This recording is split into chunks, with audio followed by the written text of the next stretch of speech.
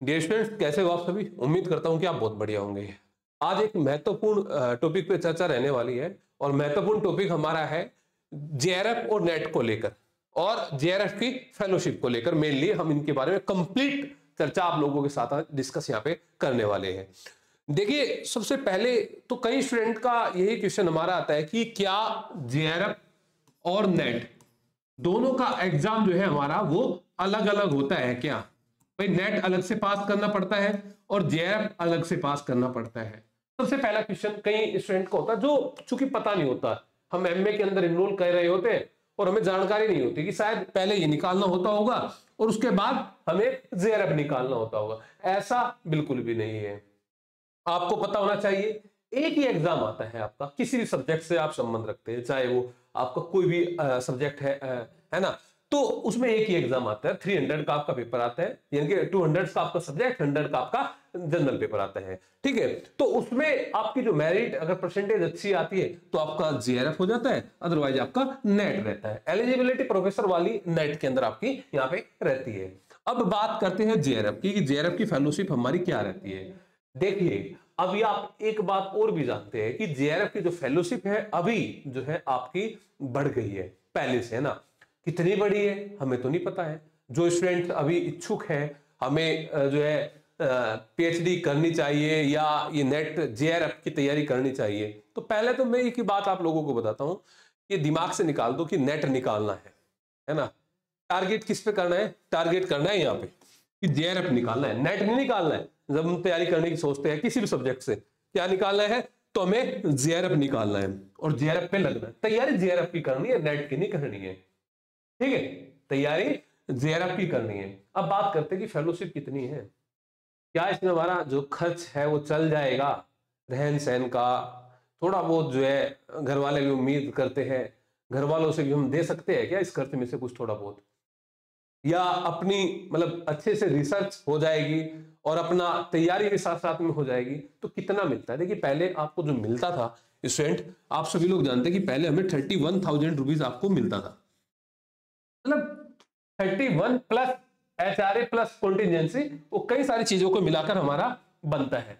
लेकिन ये हमारा 31 होता था, लेकिन अब बढ़कर कितना हो गया है? ये बढ़कर अब कितना हो गया? 37,000। कितना हो गया भाई? 37,000 हो गया, यानी कि ये आपका लगभग 6,000 यहाँ पे बढ़ा है हमारा। फिर इसके बाद आती है एचआरए की बात करते हैं।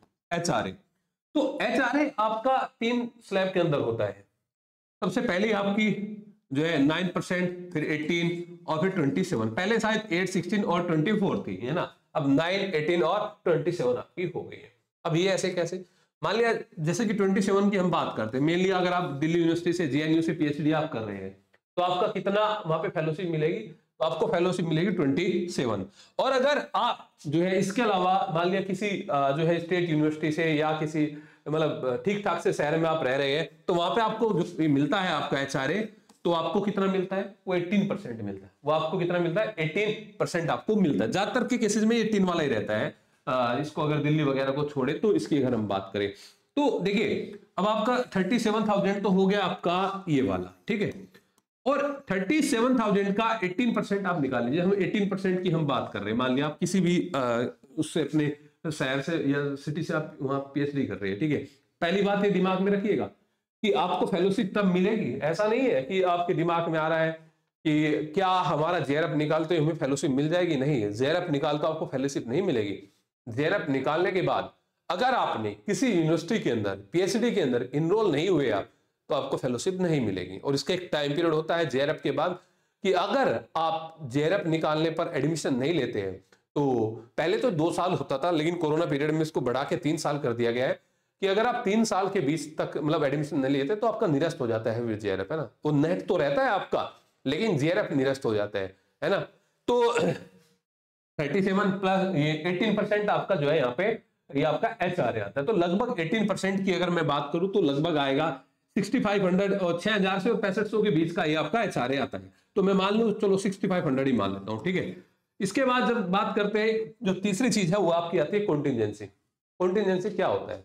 कॉन्टिजेंसी ये होता है कि भाई जब आप रिसर्च करने के लिए आप जाते हैं, तो रिसर्च के लिए आपका जो कुछ खर्च आता है, पेपर का खर्च आता है या आपका जो है इसके अलावा पेन पेंसिल जो भी आपका खर्च आता है ये आपको मिलता है। ये 3 महीने में एक बार शायद लगता है, और अगर मैं ऑन एन एवरेज लगाऊं तो लगभग है कि 3 महीने में शायद ये 5-6 हज़ार रुपये करीब मिलते हैं। और तो महीने के लगभग एवरेज 1600-1700 रुपये आपके पड़ते हैं, 1600-1700 रुपये आपके पड़ते हैं। तो फाइनल जो जेआरएफ का जो एक बनता है कि जेआरएफ फाइनल कितना हुआ हमारा, तो आप लगा लीजिए। यानी कि मोटी मोटी बात कहूं तो 45,000, मोटी मोटी बात कहूं तो 45,000 ये आपका जेआरएफ टोटल बन जाता है। इतनी अमाउंट आपको जेआरएफ के अंदर मिलती है।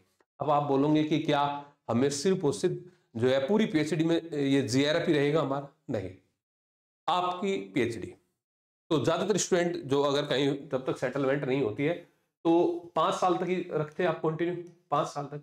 तो शुरुआती जो 2 साल होते हैं वो आपके जेआरएफ के होते हैं, और जो बाद के जो 3 साल होते हैं वो आपके एसआरएफ के होते हैं। बाद के 3 साल आपके एसआरएफ के होते हैं, है ना। शुरुआत जूनियर रिसर्च फेलोशिप और ये आपका सीनियर रिसर्च फेलोशिप।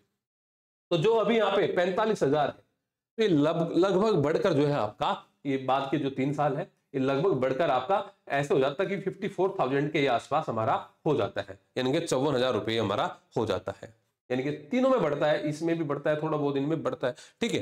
तो ये आपका 54,000 के लगभग ये आपका बन जाता है बाद के 3 साल। अगर आप कहें कि हमें तो पीएचडी जल्दी सबमिट करनी है, 3 साल के अंदर करनी है, 3 साल में आप कर सकते हैं, तो आपको फिर 2 साल जेआरएम मिलेगा और 1 साल आपको एसआरएम मिलेगा, 1 साल एसआरएफ मिलेगा।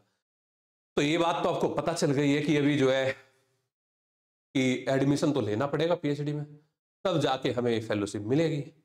तो एडमिशन प्रक्रिया क्या रहती है, मतलब फेलोशिप कब से आनी शुरू होती है हमारी, क्या एडमिशन लेते ही तुरंत से फेलोशिप आ जाती है? देखो, सबसे पहले जैसे कि स्टेट यूनिवर्सिटी की बात करें या कहीं की भी बात करें, सेंट्रल यूनिवर्सिटी की बात करें, तो सबसे पहले फॉर्म आते हैं आपके किसी भी यूनिवर्सिटी के अंदर, आपको फॉर्म फिल करना होता है।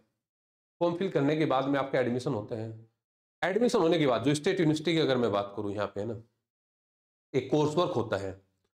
टीसीएस की अगर मैं बात करूं या दूसरी यूनिवर्सिटी की बात करूं तो कोर्स वर्क हमारा होता है। तो कोर्स वर्क के अंदर जो है कुछ क्लासेज हमारी रहती है, लगभग 3-4 महीने का कोर्स वर्क हमारा होता है। उसके बाद में एक हमारी एक कमेटी बैठती है जिसको हम बोलते हैं, फिर हमारी आरएसी होती है या डीआरसी होती है ना। तो डीआरसी होने के बाद जो उस दिन आपको जो लेटर मिलता है, उस लेटर से आपकी फेलोशिप स्टार्ट होती है। लेकिन ये भी, इसमें भी थोड़ी सी एक प्रक्रिया अलग है कि भाई आपकी फेलोशिप हर कॉलेज के अंदर या यूनिवर्सिटी के अंदर एक नोडल ऑफिसर होता है। वो नोडल ऑफिसर के माध्यम से ही आपकी फेलोशिप प्रक्रिया आगे शुरू होती है। तो आगे वो कॉलेज के ऊपर डिपेंड करता है कि वो आपकी फेलोशिप कब से स्टार्ट कर रहा है। लेकिन कैंपस के अंदर तो ये होता है कि शायद जिस दिन आपकी आरएसी और डीआरसी हो जाती है, तो उस दिन से जो है आपकी फेलोशिप यहाँ पे स्टार्ट हो जाती है। जिस दिन कमेटी बैठ के आपको लेटर दे दिया जाता है और आपको एक सुपरवाइजर और गाइड यानी कि आवंटित आपको कर दिया जाता है, ठीक है। तो ये आपका मतलब फिर आपका ये फेलोशिप प्रक्रिया शुरू हो जाती है और आप अपने सुपरवाइजर के अधीन रहकर अपने रिसर्च वर्क पे कार्य आप करने लग जाते हैं, जो भी आपका पीएचडी का आपका टॉपिक होता है। तो अब आप एक चीज तो समझ गए होंगे कि भाई जो है फेलोशिप तो ठीक ठाक है और फेलोशिप 5 साल के लिए है।